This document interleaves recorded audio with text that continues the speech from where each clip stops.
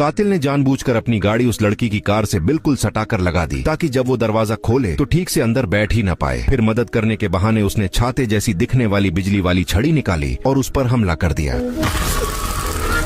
जब लड़की पूरी तरह बेहोश हो गई तो उसने उसके हाथ पैर कसकर प्लास्टिक की टाई से बांध दिए और किसी सुनसान जगह ले जाकर अपना खेल खेलने का प्लान बना लिया। जब डेजी की आंख खुली तो उसे समझ आ गया कि वो आदमी की गाड़ी के अंदर पड़ी है। डेजी ने अपनी स्मार्ट घड़ी से पुलिस को कॉल करने की कोशिश की, लेकिन पहाड़ी इलाका था, यहाँ बिल्कुल नेटवर्क नहीं था, न सिग्नल मतलब न इमरजेंसी कॉल और न ही मदद का अलर्ट।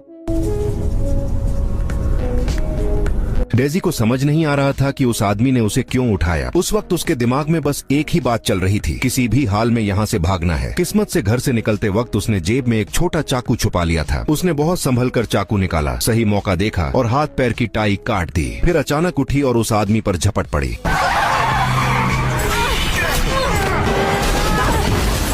अच्छी बात ये रही कि दोनों को ज्यादा चोट नहीं लगी। डेजी गुस्से और डर में पागलों की तरह चाकू से वार करने लगी, लेकिन उससे जेफ को कोई जानलेवा नुकसान नहीं हुआ और जेफ बिल्कुल भी टेंशन में नहीं था। वो आराम से अपनी घड़ी देखने लगा। तभी उसने बताया कि वो पहले ही डेजी को सुन्न कर देने वाला इंजेक्शन दे चुका है, थोड़ी देर में उसका शरीर साथ छोड़ देगा। उसने कहा 1 मिनट में घबराहट शुरू होगी, 10 मिनट में हाथ पैर सुन्न पड़ने लगेंगे, 15 मिनट में टांगे पूरी तरह जवाब दे देंगी और 20 मिनट में सांस लेना मुश्किल हो जाएगा, आवाज भी नहीं निकलेगी। ये सुनते ही डेजी के पैरों तले जमीन खिसक गई। जेफ सच बोल रहा है या झूठ, ये सोचने का वक्त नहीं था। उसकी पहली और आखिरी सोच थी भागना। वो पूरी ताकत लगाकर आगे की तरफ दौड़ पड़ी, लेकिन कुछ ही देर में डरावनी चीज हो गई। उसकी उंगलियां धीरे धीरे सुन्न होने लगीं। लंगड़ाता हुआ जेफ पीछे पीछे आ रहा था। डेजी ने रफ्तार बढ़ाई, लेकिन वक्त बहुत कम बचा था। अगर जिंदा रहना था तो 20 मिनट के अंदर जंगल से बाहर निकलना जरूरी था। उसकी एक टांग अब पूरी तरह सुन्न हो चुकी थी और जेफ और पास आता जा रहा था। डेजी ने खुद को बचाने के लिए एक पेड़ के खोखले तने में छुपा लिया, लेकिन तभी एक और खौफनाक चीज हो गई। हजारों चींटियां बाहर निकल आईं और उसके जख्मों को काटने लगीं। दर्द इतना तेज था कि वो खुद को रोक नहीं पाई और चीख निकल गई।